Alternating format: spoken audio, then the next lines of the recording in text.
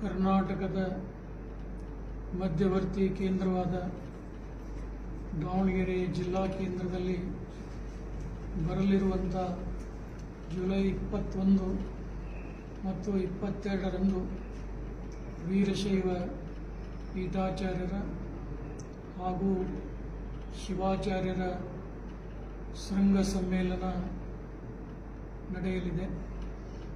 ಈ ಶೃಂಗ ಸಮ್ಮೇಳನದಲ್ಲಿ ವೀರಶೈವ ಧರ್ಮದ ಪಂಚಪೀಠಾಧೀಶ್ವರರು ಕರ್ನಾಟಕ, ಮಹಾರಾಷ್ಟ್ರ, ಆಂಧ್ರ, ತೆಲಂಗಾಣ, ಮಧ್ಯಪ್ರದೇಶ, ಉತ್ತರಾಂಚಲ, ಉತ್ತರ ಪ್ರದೇಶದಲ್ಲಿರುವಂಥ ವೀರಶೈವ ಆಚಾರ್ಯ ಪರಂಪರೆಯ ಎಲ್ಲ ಮಠಗಳ ಶ್ರೀಗಳವರು ಈ ಸಮಾರಂಭದಲ್ಲಿ ಪಾಲ್ಗೊಳ್ತಾ ಇದ್ದಾರೆ.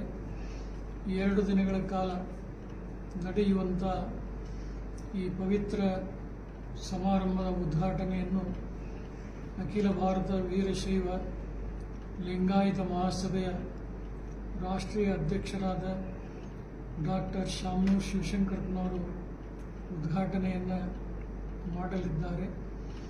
ರಾಜ್ಯಾಧ್ಯಕ್ಷ